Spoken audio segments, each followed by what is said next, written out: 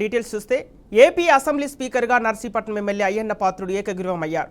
గడువులోపు మరెవరు nomination వేయకపోవడంతో speaker ఏకగ్రీవంగా ఎన్నికయ్యారు.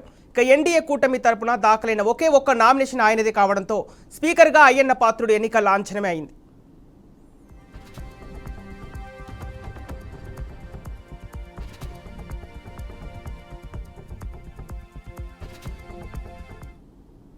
ఏపీ శాసనసభ స్పీకర్ పదవి కోసం TDP senior MLA Ayyanna Patrudu nomination దాఖలు చేశారు. ఆయన తరపున కూటమి నేతలు నామినేషన్ పత్రాలను శాసనసభ కార్యదర్శికి సమర్పించారు.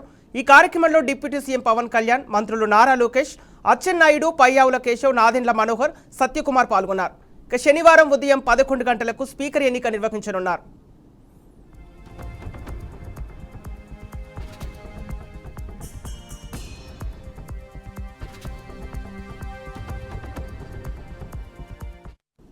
మరోవైపు శాసనసభ శనివారానికి వాయిదా పడింది. ఎమ్మెల్యేల ప్రమాణ స్వీకారం అనంతరం సభను వాయిదా వేస్తున్నట్లు ప్రోటెం స్పీకర్ గోరంట బుచ్చయ్య చౌదరి ప్రకటించారు. ఇవాళ 172 మంది ఎమ్మెల్యేలతో ప్రమాణం చేయించారు. అందుబాటులో లేకపోవడం, ఇతరత్ర కారణాలతో ముగ్గురు ప్రమాణ స్వీకారం చేయలేదు. వారిలో పీతాని సత్యనారాయణ, వనమాడి వెంకటేశ్వరరావు, జీవి ఆంజనేయులు ఉన్నారు. ఆ ముగ్గురితో శనివారం ప్రమాణం చేయించనున్నారు.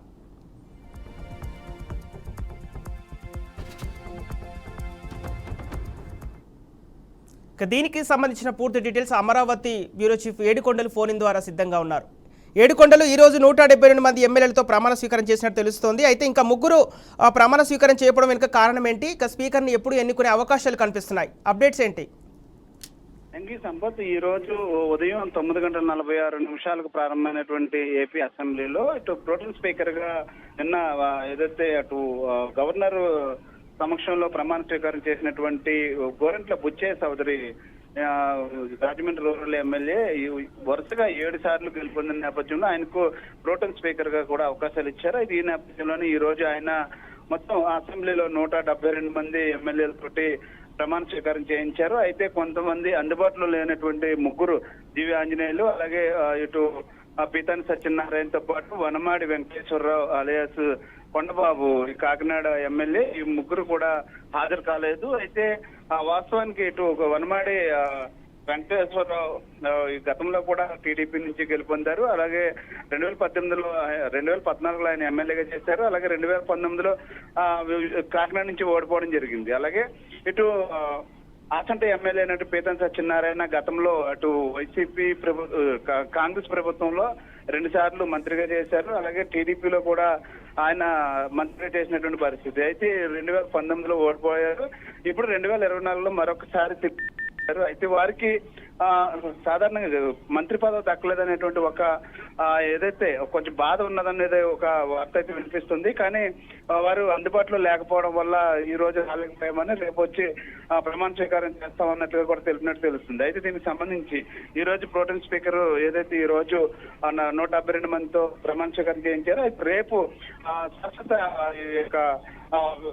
స్పీకర్ గా కూడా ఇటు అయ్యన్న పాత్రుడును ఇప్పటికే ఏకగ్రీవంగా కూటమి సభ్యులైతే ఎన్నుకున్నటువంటి పరిస్థితి కనిపిస్తుంది. కొద్దిసేపటి క్రితమే అటు కూటమి సభ్యులంతా కలిపి ఏకగ్రీవంగా ఎన్నుకున్నట్లుగా కూడా తెలిపారు. అయితే దీనికి సంబంధించి రేపు 11 గంటలకు ఈ యొక్క స్పీకర్ అయితే ప్రమాణ స్వీకారం చేయనున్నారు. అయితే దీనికి సంబంధించి రేపు ఎన్నుకుంటారు కాబట్టి రేపు అక్కడ ఏకగ్రీవంగా ప్రకటిస్తారు. అప్పటి వరకు కూడా ప్రోటెం స్పీకర్ గా ఈ బుచ్చయ్య చౌదరి అయితే కొనసాగుతారు. అయితే ఏకగ్రీవంగా ఇటు అయ్యన్న పాత్రుడిని ఎన్నుకోవడంతో సభ్యులందరికీ ఆయన ప్రత్యేకంగా ధన్యవాదాలు అయితే తెలిపినటువంటి పరిస్థితి కనిపిస్తుంది.